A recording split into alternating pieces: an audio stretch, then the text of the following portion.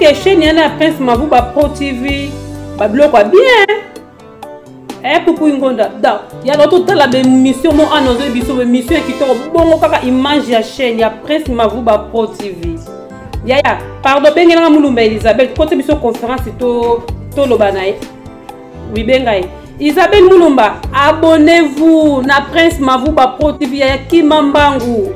Kende ko abonner Olga Tatou. Parce que moi lui donne pas yoka pour s'abonner na Prince Mavuba Pro TV. Yanga na kati na benga ba tout Prince César Koinda.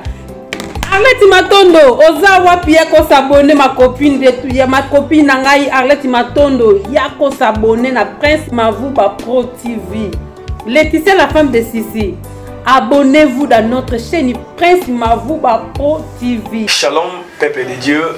Ngai abino ndekonabino frère Abraham Ouabakutana, le défenseur de l'évangile ngi bande wa bisala ko benga biso. Toyeli susu na mokolo ya lelo ko présenter émission na biso na notre chaîne YouTube Prince Mavuba Pro TV. Nzamba pambola ba nyonso bazolanda biso libanda mboka na bato bana kati ya mboka na biso RDC. Lelo yaki na meka un peu ko partager na bino na thème moko yaki vraiment un thème qui m'avait touché. Je t'ai inspiré aussi par Dieu pour na ya liboso na bino na pe la bino li solo amke pendant quelques 25 ou bien 28 minutes comme ça. Le nzamba ko tamusi la biso to ko kumba male benesika moyo nzamba ko arrêter biso. Il est écrit dans le livre de Romains chapitre 10 verset 17, le verset qu'il a mis qu'on répétait sur les Bambino. Et lui qui la foi vient de ce qu'on attend et ce qu'on attend vient de la parole de Dieu. Or, on a mis dans que la foi aussi peut se déformer dans ce que nous entendons. Cela veut dire que quand on dit que Christ et baby ça campé na auto yo kaka. Bongo mi konyoso on a confirmé. Zolinga nzamba bomo asunga biso a meka un peu vraiment ko sunga ba Christo banso ba na ko garder toujours bande na bango na kati ya position ya vie o bo santu o bozo mener et bongo il est toujours la moitié moko qui est intitulé le mystère des Vaudor. Le mystère des Vaudor mikolo nyonso nzamba zo sunga nazo meka un peu na ngolo na nzambe par la grâce du Seigneur ya ko fungola o ezali ba mystère nzamba zo pesa ngai ayi mo kazaka Yesu Masia alaitsa kingai debi ya ane otobandaki tine to komi na moi pene ya kati ya mbula oyo tuzomeka mukie kolobela sur le mystère. Or na ko meka un peu kota profondeur ko skebino nini oyali vraiment mystère ya Vaudor. Mais avant que na banda, je salue en passant mon pasteur Prince Mavuba et je salue aussi mon père spirituel le révérend Hubert Mouyou. Napesi merci na biso banso boali à l'extérieur du pays. Je sais que Nzambe lelo ako bambula biso banso na kati ya mandambo l'église tondo pesa biso.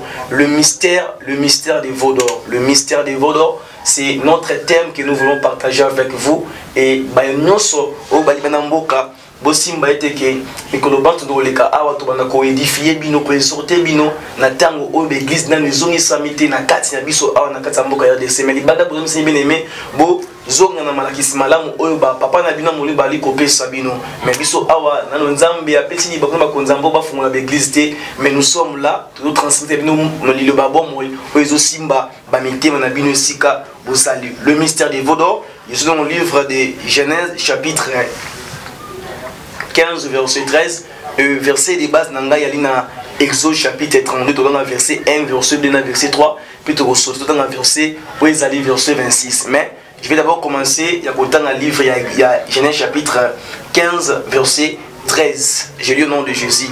Et l'Éternel dit à Abraham: sache que tes descendants seront étrangers dans un pays qui ne sera point à eux. Ils lui seront asservis et on les opprimera pendant 400 ans. Je le répète, l'Éternel dit à Abraham. Ici, vous comprenez qu'Abraham n'a pas changé de comboté, n'a pas combo à Botamaki, n'a pas combo Abraham. Mais, c'est quoi? Sache que tes descendants seront étrangers dans un pays qui ne sera point à eux. Eux, ils y seront asservis et les opprimera pendant 400 ans. Et à l'imokoba, prophétie o nzamba pia ki pa balayama nzamba bimila ki balayama nde abandaki ko sulwana ndanga sulwana ye abandaki ko pambola ye ane ko pese ba promesse ya malamu abandaki ko lakisa ye nini o esengeli ekomela ye après quelque temps na ndenge abandaki ko bika na bomo na ye. Mais o est important. Là où nous venons de lire, on nous raconte une histoire. C'était l'histoire, il y a Abraham avec Dieu. Et Abraham avait rencontré Dieu au coucher du soleil. Lorsqu'il avait un profond sommeil, Abraham a tombé dans ma belée à l'ali. Il avait une frayeur qui était grande d'obscurité vers la Séir. Et c'est par là que l'Éternel avait apparu et pas Abraham. Il y a des gens qui sont étrangers, mais ils lui seront asservis et on les opprimera pendant 400 ans. Cela veut dire que Dieu détermine même le temps que Israël devrait passer na kati ya mboka Égypte. Cela veut dire que la promesse que Dieu avait donnée et pas Abraham, la prophétie que Dieu avait donnée et pas Abraham, et que kokisama lorsque Israël avance qui na kati ya mboka ya Égypte. Cela veut dire que le pays étranger que Dieu a bandé Koloba c'était l'Égypte. Là c'est la prophétie. Cela veut dire que Dieu avait prophétisé et pas ancêtre moko oyo bokita ne bande ko bima ya Israël ese bango ke na mboka wana boko kende boko nyokwama mais boko bima na bino na bosuye belé ya mboka wana. Mais je suis pas là aujourd'hui pour vous parler des grandes richesses oyo Israël a makinango, mais juste pour vous éclaircir un sabino ke yaki moko ya prophétie o nzamba pesaki et pas ya balayama pour que mokite na monta bako kitana babika ezali retomber accomplissement il y a prophétie au Nzambi à Lubaki. Cela veut dire que Dieu est derrière ses paroles pour les quitter. Tanwa yebisi et pas ya barayama a quitté ay malokuta a kokisango malgré pas si all ba descendance il y a Abraham bakobika, mais cela enali ko inscrit Nzambi a kota likamba Israël. Vous allez comprendre que Israël na kati ya mboka égyptien magé bande ko bika pasi bande ko kela bande ko mona pasi, mais Dieu a qui n'a contrôle Nyonso. Ça veut dire que la prophétie est pas dans Nzambe, mais Dieu aussi contrôler la prophétie ou la pesa qui est pas la bayama. Cela veut dire que bien aimé, nous sommes dans le livre de Exode directement, verset chapitre 32. Vous allez comprendre le mystère du vol d'aujourd'hui. Exode 32, verset 1. Je vais lire aussi le verset des 3 et dans ce dernier verset 26. Il est écrit, le peuple voyait que Moïse tardait à descendre de la montagne, s'assembla autour d'Aaron et lui dit, allons, fais-nous un Dieu qui marche devant nous. Car si Moïse cet homme qui nous a fait sortir du pays d'Égypte, nous ne savons ce qu'il est devenu. Aaron leur dit, ôtez les anneaux d'or qui sont aux oreilles de vos femmes, de vos fils, de vos filles, et apportez-les-moi. Et tous ôtèrent les anneaux d'or qui étaient à leurs oreilles, et ils apportèrent à Aaron. Verset 26, rapidement. Moïse se plaça à la porte du camp et dit, à moi ceux qui sont pour l'Éternel. Et tous les enfants de Lévi s'assemblèrent auprès de lui. Là au Seigneur, nous sommes dans le livre d'Exode chapitre 32. Ah ouais, Israël, déjà abimi na kati ya mboka ya Égypte. Et c'est Kanini Allah qui a servi pendant 400 ans. Cela veut dire que Israël a bimi na kati ya contrôle, il y a puissance, il y a moka d'Égypte. Abimi na kati ya contrôle, il y a puissance, il y a bokamami, il y a pharaon. Abimi na kati ya contrôle, il y a bonio kwami, esclavagisme, bonio kwami, il y a bana, il y a l'Égyptien. Parce qu'à l'époque, les Égyptiens étaient des fainéants, ils ne travaillaient pas. Il avait les Couchites, il avait les Israélites, les Ramassis, bangonio sobalaki na kati ya mbok Égypte. Pour votre information, les Israélites n'étaient pas les seuls, les esclaves na kati ya mbok Égypte. Il y avait aussi les Couchites et les Ramassis qui étaient na kati ya esclavagisme na moka ya Égypte. Eux, les Égyptiens ne travaillaient pas, ils étaient les fainéants. Seulement les Israélites, les Couchites et enfin bandeko ya Ramassis, bandeko travailler pour que pesa bango ba réciter à malamu ya mosalo bande ko ça comme étant ba esclave. Mais awa Israël nzambe akokisi prophétie avec bana yo ba ya ba des ba kitani na yo ba komona pasi na mboka Égypte ba mona pasi ko na pays étranger mais ba ko bima ngai nzambe na ko bimisa bango pe ba ko bima na bozu o ezali moya ebele. Cela veut dire que bien aimé so nzamba zo prophétiser pour na vie na yo nzamba ko sakate so nzamba zolo ba pour na vie nzamba ko sakate na linga na la kande ko moi ke nda poto vie simbate na biso motu yo comprendre que même si ko vandi so nzambe moto aloba ke ok poto même le obi ka vie pas si yeba ke Dieu est au contrôle de tout ces paroles qu'il avait libérées. Cela veut dire qu'il a continué. Il a rappelé Bananzambi. Il a dit Sabino histoire. Il a malam et touché la malam.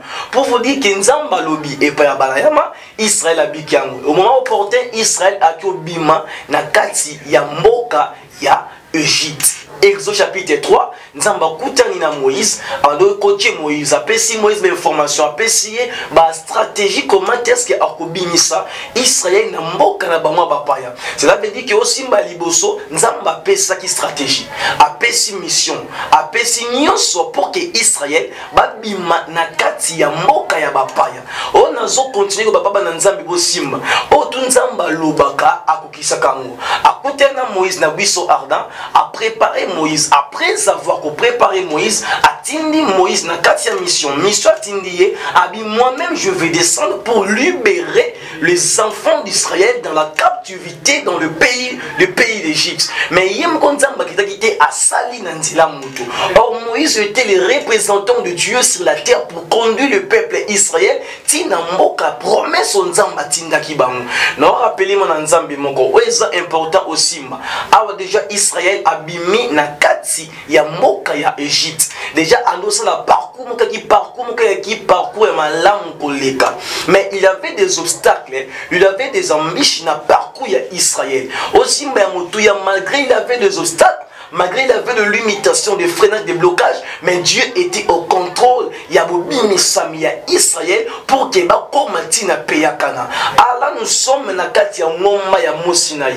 En notre terme, on peut dire que Mont Horeb. 21 Moïse est à Mataki pour akene ko soit loi. Ndengeni akotambusa Israël parce que so di bota nyonso baye pa Nzambe il faut Nzambe akoma kotambusa bango selon ses propres pensées parce que na kati ya Égypte Israël e bande kotambusa non pas na pensant Nzambe bande kotambusa na mabongisi ya Pharaon le ngeni Pharaon azotambusa bango mais tant ba bimi maintenant il sort au contrôle des enfants d'Égypte maintenant comme il a contrôle maboko yemo Nzambe et mon Christ nyonso abima na contrôle à mokili so kai na kati ya contrôle il y a des lois, des préceptes. Il faut attendre Samanango. Cela veut dire que lorsque je parle de préceptes, je parle directement de la commandement de Dieu. Il faut bananyoso bae pa Christ, batambu samano lenge nzamba zolinga. Oko tambu sama nenge nzamba zolinga. Yaki moko ba mayele pe nzamba lingaki Israël batambu samanango.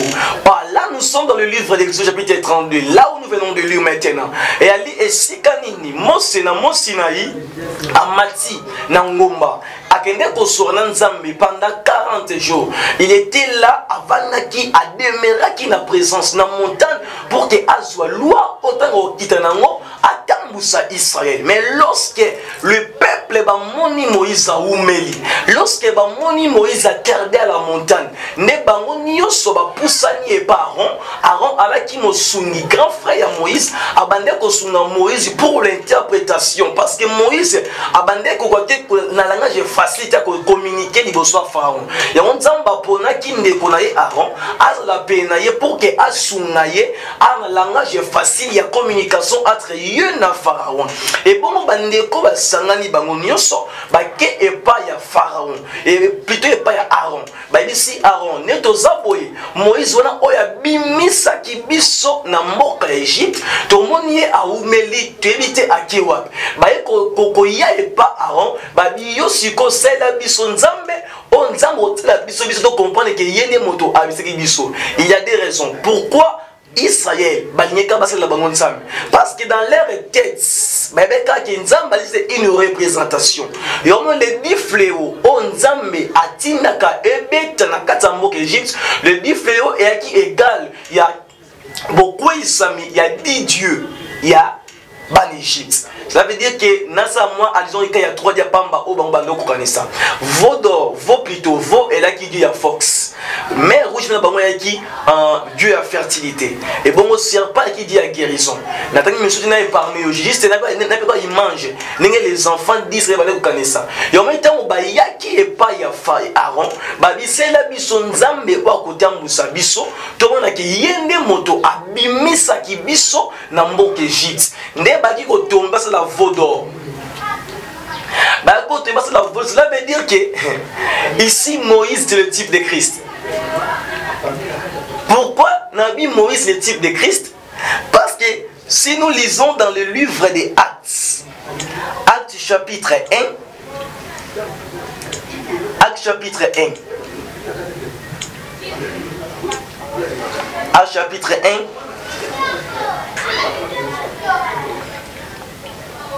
Actes chapitre 1, verset 11 à 12. Je suis là. Il est écrit, et dire aux hommes galiléens, pourquoi vous arrêtez-vous à regarder au ciel? Ce Jésus qui a été enlevé au ciel du milieu de vous viendra de la même manière que vous l'avez vu allant au ciel. Verset 12 est intéressant. Alors ils retournèrent à Jérusalem, de la montagne appelée des Oliviers, qui est près de Jérusalem, à la distance d'un chemin de sabbat. Cela veut dire que, bien aimé, le corps de Moïse a ouvert la montagne, le peuple ne bayaki ko intéressé Aaron à ce la bango nzambe moko o bango bana ko gumba melaye. Cela veut dire que na lobi ali boso bande ko kazna makanisi na bango les enfants d'Israël que nzambe alaki une représentation. Yomoni Aaron yebisi bango bolongo la ba anona matoi na bino ba or matoi na bino. Oh là aussi il y a un mystère to fonango sima. D'abord to bana liboso pourquoi Nabi Moïse ici le type de Christ? Parce que Christ aussi a mati na montagne. Et si kakenda qui jusqu'à présent Christ a tardé pour azonga. Mais makamni ali ko s'est passé, le Christ a ali ko tardé pour azonga, il y a liboso aussi, il y a aussi des chrétiens au le ba kuma mila vodor. Gloire au Seigneur. Parce que les chrétiens mingi, moni Christ ya umeli. Les chrétiens mingi, moni ba église ya umeli. Misuda ba kima manzambe, ba keko gumba mila vodor. Ba gumba mila vodor, cela veut dire que l'idolâtrie est kota mikati ya motu ya ba Christ banson. Au lieu que ba fixer regard vers la montagne, ba la Moïse kita, ba bosani que Moïse alobaki akenda ki libeti na kia akozonga. Or Jésus c'est na chapitre 1 verset 11 à 12, yepe abaki de l'union moko ba ange ba mba Galiléen. Babi pourquoi boli ko telema botala kaka ndenge azomata. Babi de même manière moni ya kei na ngombo yo nepe azonga na ngomba oyo. Na rappelez moi na nzambe moko, église ye umeli ezonga te. Christ est pas umeli azonga te. De même manière que Moïse est tardé à la montagne au kitate. Na rappelez moi Christ na mokolo lelo, de même manière que Moïse a kitaki, de même manière que Yesu Masi ya kozonga na samuki. Mais yo otika na samuki. Oh Christ a fait qui promesse na keko bongise sika na kozonga. C'est de même manière que biso ba Christo to yebake vodor est déjà là. Ba yemi ba kumba me la vodor pourquoi? Parce que Christ a oumé na montagne. On va ko tolérer te o ezali ba na Israël. Mais on a toléré zani ezali forcément ko exogène et qui n'est que touché au eli leur motem na bango pour que ba pratiquer ou ba pratiquer wana. Cela veut dire que dans l'inal font le mystère à vodor siko. Soyez vraiment prudents. Cela veut dire que bien aimé na parcours ya Israël. Ne bande ko kende pona bango mo Sinaï ba comme après ba affranchir jusqu'à ba frontière monsieur ba la Cana. Ils étaient déjà au soir na parcours na bango. Ils étaient déjà au soir na point moko terminal pour que ba comme bisiko ba kendaki. O ba zo kende plutôt. Mais qui arriver au stade comme Libango, bandeko ba bosani kenzamba ese bango ndena bini sibino awa non que na bino tina pays qui coule le lieu et le miel. Cela veut dire que bien aimé, ba Christo to sali, to yeba que eska nzamba zwa biso en esclavagisme a péché, azo mema biso malembe to kene na bisika oyali kana. Or ce qui kana pona bana Israël qui physique, pona biso kana et ali paradis. Na esiko to komona le lait pour le miel de lait pour le miel et ane esika on nzamba bongisi ba Christo banson o bakokanga manai na parcours ya vie na bango. Donc rappelez-moi dans nzambe yoka malgré ba obstacle ozoku de la vie chrétienne. Si ma promesse on nzamba loba yeso loba akei pe akozoma. Kokende pe akozoma cela veut dire que bien aimé yo otikali awa kokuma mela vodorte. Yo vaina samokili kokuma mela vodorte. Or les enfants d'Israël, le premier mystère ya vodor c'est quoi? C'est la séduction. Première mystère il y a Vodor c'est quoi? C'est la séduction. La fois passée j'étais ici dans le baki que un mystère elle a révélé, elle a caché. Ce qui peut révéler comme une vérité. Cela veut dire que bien aimé, première vérité à Vodor c'est quoi? C'est la séduction. Or la séduction se passe la 3 dimensions. Première dimension de la séduction c'est quoi? Ezali miso. L'homme peut être séduit na oazomona. L'homme peut être séduit na oazomona. Mais le hôtel la TV mingo soum que dans film pornographique. Le hôtel minga apparaît na yo soum na film pornographique. Les na kati ya YouTube to ta minga film pornographique. La kati ya Facebook et WhatsApp ba ko réunir ba groupe ba numéro c'est manka ba tinda ba film pornographique ba séduit. Yeba mo tu be mettant hôtel ba film pornographique oza ko gumba melane Vodor. Pourquoi Vodor ya ki embellir na or? Et qui pour que et attirer regard à bateau, bah on a facilité à s'attacher nango. Deuxième dimension, il y a sélection et capé na matouille. Oh yo zo yoka et qui peut quoi affaiblir foi na yo, au kumba mela ko esali Vodor. Et troisième dimension c'est quoi? C'est la langue. Oh bazo loba bah équipe oyo zoloba pe ko séduire yo moko auto oyo bisala monoko ça peut aussi te séduire et on a bon là-bas dans nzambe bien aimé na tango to sali to na kata soir déjà. Or le soir prophétiquement c'est quoi? C'est le dernier jour que nous sommes na zo bon là-bas dans nzambe na tango yo na leki ko na rappeler ba nzambe yeba keta Christa umeli un jour akozoma na ngomba oya mataki akende libérer ki na keko bon c'est bino sikam. C'est la même manière que Moïse avait dit à matina ngomba akozoma. Mais bango babosani oh Moïse na bango babosani promesse la kinango. Cela veut dire que baki ko gumba mela o ezala ki Vodor. Deuxième mystère, deuxième vérité à Vodor, c'est quoi? C'est l'abandon de la foi. Les enfants d'Israël, bien écoutez. Bango nyonso baki na assurance. Or la foi on la awa, ce n'est pas la foi ya Hébreu 11:1. La foi ya engagement, assurance d'une promesse. Ça veut dire que Nzamba esaki Moïse, que tambu sa peuple Israël. Moïse allait ko sulwana bango, allait ko yebisa bango. Que boye ba keneto bimi awa to suka na nzela te. To koma tie sika Nzambe alola alingi to koma na mboka Kana. Apona bango Kana ela ki esika na ya terre ya destinée na bango. Pona ce peut terre na biso destinée c'est quoi? C'est le paradis. Mais aussi mba motu ya mo Christo, Moïse allait ko yebisa bango que to koma esika to kendaki. Ça veut dire que promesse c'est au Moïse abane ko esa bango et bane ko constituer kondima na bango et ko constituer assurance vie na bango. Mais pourquoi est commis bande ko ba gumba mela Vodor et commis pourquoi? Parce qu'ils étaient séduits na oba monaki mista bango monaki nini et monaki or o e kangama ki na Vodor na bon de la mona Nzambe. S'il vous plaît je t'en supplie mon frère ma sœur ndeko nga mobali ya mwasi wa na mboka okenda te poto ça ba film pornographie okenda te poto pour ça besoin na poto mais j'étais parti pour que au bosser pour que que liboso bimana ba système wana tango on ça ba film pornographique tango on ba nzimba le kutuna monoko na yo on va ko ça bande ko changer même objectif ba vino à cause ya poto ozo gumamela o gumamela Vodor.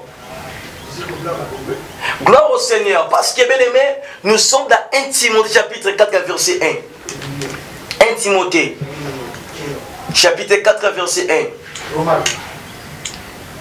1 Timothée chapitre 4, on comprend que Vodor déjà Isa Libosoba Nanzambi.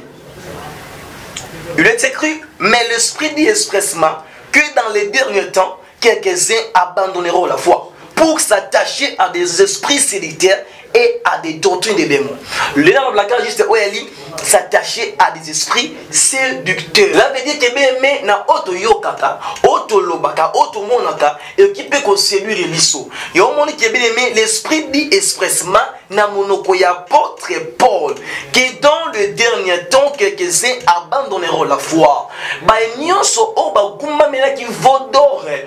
Bango tout ba qui le nombre de quelques-uns au Bible le dit sikoyo.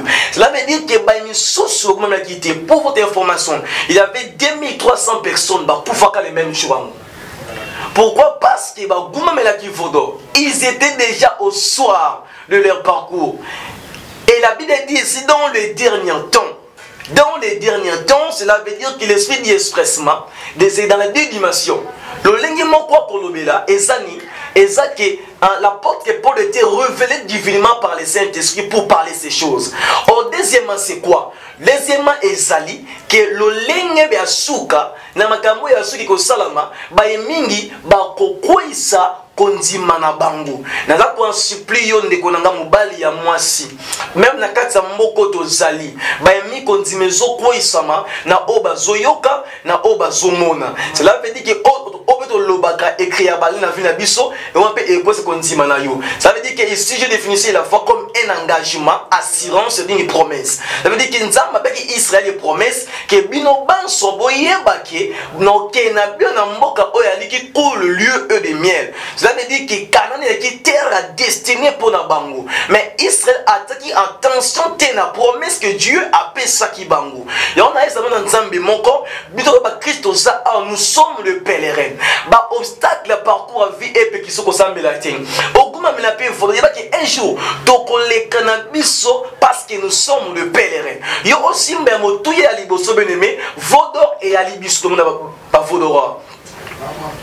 Les mutu au mona ke agumba mela makambo yo oyo ya mabe oyo yebi kugumba mela wana. Vérifiez bien pareil na yo. Ba fi mabe sali. Vérifiez bien compte na yo. Opulaka makama mabe. Vérifiez bien bilamba na yo. Olata ka mabe. Ogumba mela bilamba, ogumba mela kabelo, ogumba mela ba mèche ezali image ya vodor. Quelques-uns bako bunga oyalika la foi, ce qu'on appelle en français l'apostasie, l'abandon de la vérité, l'abandon d'une promesse, d'un engagement, assurance d'une promesse. C'est ça l'apostasie. L'apostasie est déjà la bien-aimée. L'apostasie déjà là. Beaucoup de chrétiens, les grands hommes de Dieu, les grands prophètes, les grands docteurs, les grands apôtres bien-aimés, bazo bunga nzela, bazo kenya kotengama, babosani assurance, c'est promesse que Christ a l'obaki na c'est l'image, il y a quelques-uns qui abandonné foi, qui s'attacher à des esprits séditaires. Oh my God. Parce que l'esprit séditaire, c'est quoi, bien-aimé? Et a lu juste une phrase figurée qui veut dire quoi? Et bon, que les faux enseignants, or l'enseignement des vaudors, c'est quoi? Les il y a d'autres églises qui parlent sur l'idolâtrie. Chrétien, système à idolâtrie. Est-ce que gloire au Seigneur, dans le verset 26. Maintenant Moïse a quitté. Toujours l'Exode. Exode verset 26. Exode 30, pardon, verset 32. Verset 32, verset 36. Maintenant, ici Moïse a zongi. Il est écrit, Moïse se plaça à la porte du camp et dit à moi ceux qui sont pour l'Éternel. Et tous les enfants de Lévi s'assemblèrent auprès de lui. Oh my God. Il y a un jour Moïse a kozonga, alors à moi ceux qui sont à l'Éternel. Cela veut dire que bien aimé aussi ici Moïse c'est le type de Christ. Moïse a kozonga un jour, l'enlèvement ce n'est pas pour les païens, mais c'est pour l'Église. Or lorsqu'on parle d'Église, on voit directement les chrétiens. Cela veut dire que bien aimé motuyo simba, yo mo Christ ogumba mela vodo, il va un jour mettre kozonga pour azwa Église. Or les Lévis ici, qui juste un tribu. Or dans le Nouveau Testament, les chrétiens sont sont des Lévis, sont des sacrificateurs. Apocalypse insiste, Bible et dit que c'est lui qui nous a aimés et qui nous a délivrés par son sang précieux. Yemoto a commis sa biso ba sacrificateur. Cela veut dire que dans le Nouveau Testament, nous sommes les sacrificateurs selon le modèle de Dieu. Voilà pourquoi dans Exode 19:6, Israël, vous serez pour moi un royaume de sacrificateurs et une nation sainte. Cela veut dire que, bien aimé, dans le Nouveau Testament, nous sommes tous des sacrificateurs. Nous rappelons un jour Moïse a zonga avec à moi ceux qui sont de l'Éternel.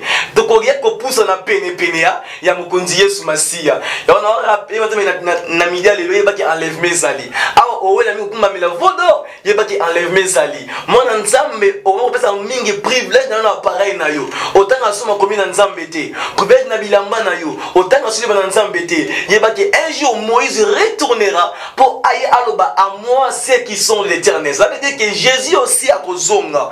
A kozonga babi et na voix mon ko bali ko sous forme d'un archange. Et la trompette sonnera. Et babi que les morts en Christ ressusciteront premièrement. Et nous qui serons restés, nous serons enlevés dans les airs avec Dieu dans le nuée. Cela veut dire que le Simba, le levé ici, c'est l'image des chrétiens. Or Moïse c'est le type de Christ. Le Christ a koya, a kobenga basali nyoso, ba chrétien nyoso, ba l'enlever dans les airs. Pourquoi dans les airs? Parce que ah ouais, l'immoque iniquité, ma bé, moi qui ça qui t'a zati. Et ton a enlevé dans les airs. Et de la même manière que Moïse aussi a terminé à n'importe. Avec à moi tous ceux qui sont de l'Éternel. Cela veut dire que bien aimé, frère Abraham a go rappelé dans Nzambi. Vodor et Zali, Yebape enlève mes ali. Un jour Nzamba kozonga à aux églises naïe. A kozonga pour que a soit ensemble naïe. Yo na Nzambe en église, tu l'autre qui vient m'embêter. Le lo kuma me la péché. Oguma me la nyos ma biba pour zakayo. Yebaki un jour Christ a kozonga. Yo on a rappelé bana poto. Ma motu ya poto, ba kitira poto, kokuma melango te parce que Christ a kozonga. Enlèvement et ça makana Congo te. Et ça makana Afrique dans le monde entier au salama. Nous pensons que le paradis Ezali et l'Europe ce n'est pas terrestre. Cela veut dire que beaucoup de chrétiens pensent ceci. Mais il y a beaucoup aussi ma bonne délio enlèvement et ça dans le monde entier. Yo que na poto obina en Afrique, il y a ça qui est soumou. Na poto, il y a ça qui est soumou bien. Idolâtrie, oguma bela soumou. D'un côté à mon ensemble tongo lelo. Na rappelé que également mutu ya mystère na tongo lelo. Mystère en fond c'est quoi? Et ali premièrement et ali mutu a longwe na vérité, na promesse. On dit ma pierre qui est avec qu'on s'attacher dans les sous-séditaires. Donc il faut donc l'image vérité, il y a esprit, il y a sélection, où les obéis à l'élo, na kata samukili. Le ming baza c'est lui na obazo yoka, c'est lui na obazo mona. Même na peki si misu na yo éclat ba film ma bête, misu na yo éclat ba film ma bête, au temps ba film minga 2 heures, 3 heures, quand on a découvert ba ma bête ba film na butu, na peki si yo. Keba na misu, et go rentrer enlèvement. Oh bazo ki babilor matoi balongwe ba pesi yao. Ponika ya matoi, alléluia. Ponika matoi, maintenant Moïse a quitté bengi ba lève bakei. Ça veut dire que le l'enlèvement na baka ali arte spirituelle. Ça veut dire que trompette sur ko beta, so matoi no yekata ngingate or trompette sur la dé. Ce sont des arts spirituels s'il vous plaît. Et on les païens va comprendre en mode parce que ce sont des choses spirituelles. Babi homme animal, homme spirituel, et la différence entre homme et la wana. Homme animal accompagnateur il des choses spirituelles. Or homme spirituel accompagnera facilement des choses spirituelles. Il y a un mec qui enlèvement c'est pour l'assemblée, c'est pour l'église, c'est pour les chrétiens. Or tant on va dire on va anu mato ina bango et qui va détourner bango pour la vérité. Cela veut dire que bien aimé, la vérité était là qui va oketi kana. Mais ba anu parce que il n'a pas pu boucher. Tant Moïse a quitté Bengi Bango, car elle lève Bagné Bango pour Anim. Parce que les autres étaient détournés. N'a pensé, il y a Vodor. Mais les abonnés à Tongo Lelo, Kenzambe Nanga Sungayo, Mystère et Sungina Bakibé, mes premières vérités à Vodor, c'est l'esprit de la sélection. Mais mes sélections, ils sont là partout, dans l'assemblée Koti, les hommes de Dieu, Bakoumi séduit, le pasteur, le jeune, Bakoumi séduit. Quand il n'y a pas Moguma Melambongo, quand il n'y a pas Moguma Melamba, bien, mais quand il y a Onzambe, Ayebisakiyo. Nabi Kibandeko Nyonso, Wali Panamboka, Bopambo la Manakomo na Yesu, Nabi Ketoko Zonga, Toko Bagasi les docteurs. doctrine des démons. Mais pour l'instant, tu vandaki na l'esprit séducteur oyo et que ça m'entend masuka. Mais rappelons que Moïse c'est le type de Christ. Akendaki, azongaki, abengaki, o tubali ya nzambe ba ya penaï. C'est la même manière que au la trompette et ko beta ce qui au kataki ito inonginga. Na ozoyoka, oka banzem ba frère Fali. Ba frère Ferré, yo ba keli sumuté, mais ezo bebisa mato inayo oka trompette té. Yeba ke otoraka, ça peut te séduire pour que oyoka te bali trompette o ba beta na tanga suka. C'était votre frère Abraham Wabakutana, le défenseur de l'évangile, nzamba pambola bandeko nyonso, bandi biso libanda mboka, mais avant que na sisa mateya, na kina prier pour na bandeko nyonso oyo bana besoin. Ya losambo na biso oyoki matia obi kingata na konda kuguma mila ba menshi kuma mila kabelo bilamba na osuma losambo siko za linzamba kopambola yo ako délivrer yo na mabe owana ekangami na yo. Tendre Père, nous te disons merci pour les messages de ce matin. Tebi que Christ bandeko nyonso bazali libanda bazolanda biso nzambe tikete matia oyo esimba metema na bango balongwa na ba système ba culture européenne o ba kangani ba s'attacher nango ba bosani promesse assurance et engagement o ba loba o ba nzima ka ba Christ ke okei pe okozo ko église na yo tikete nzambe loba oya tongwa lelo et bouleverser metema na bango qu'ils comprennent que Jésus Christ okendaki pe okozo nzambe na parcours na bango on dit o tu ali ba fox exogène olinga epekisa bango bakomate na terrain malamu onzambe obongosi bango tika nzamba bomoyi apambola biso banso na pesi bino merci bandeko nyonso bandaki biso tika nzamba papa Muyumba a pambola biso tika nzambe ya Prince Mavuba a visité Neska Bozali et je dis un grand merci na équipe technique ya bandeko na biso a Prince pro ya Prince pour ma Vuba TV, cela veut dire que vous comprenez et ali juste le ben na biso mais topesi merci na ndeko na biso vraiment notre réalisateur notre frère Néhémie topesi pe notre coordonnateur na biso ya abomba maman na gâté topesa comme ne simaye comme ne nous lo bango awa et que bato mi boza béni makasi ba keza juste ba jeune éternel ba misimelo comme ya sika topesi pe notre mutasi na biso lumière topesi merci directeur moi ya lumière zelso merci notre frère Tichik topamboli pe ndeko na biso honorable Roli Wuma tebiki musa oboko sunango malamu boko aider biso le jeune serviteur on a besoin to bimaka na mokibudi mais bo sungane biso nous avons des pères spirituels nous avons des numéros de téléphone boko compte déjà na tango nyonso po bo sunga biso PCP merci na ndeko Joël Mungulu depuis Paris maman Meta Benza mapamla bino baso pour boli ko sponsoriser notre émission notre sœur Gracia Finesse Bambongo na biki nzamba ko visiter bandeko nyonso pe yasuka notre sœur Lasconi La Fouanga, notre partenaire église Peine de Via qui a contribué ming dans le ministère Papa Prince Mavuba Nzamba Pamboula vraiment il y a Lasconi La Fouanga notre designer à Pamboula P Nzamba Pamboula yo notre frère Merci Kingidi Nzamba Pamboula P Moto Oyo à service de tout la Taboui Malamu et notre frère Mexen Nzambi a visité nos nyonso tebi que tout le monde à la prochaine maintenant c'est la vidéo mobile aimé beau s'abonner ma tête les gars beau s'abonner pour que nous allons enrichir encore ko Dimana Biso. Notre cordon à sa chaîne, à l'image de promouvoir les jeunes serviteurs, bâtir la chaîne, voilà mon manzam na chaîne. Moi, mon côté du gars, qui est du gars au sol qui a tout le monde. Ils ont grâce à des Koana, nous comme on a frère Nabiso, Pavodi Mavuba, des c'est pas mon notre cordon. Si vous n'avez pas Muyumba, à Pambola Biso.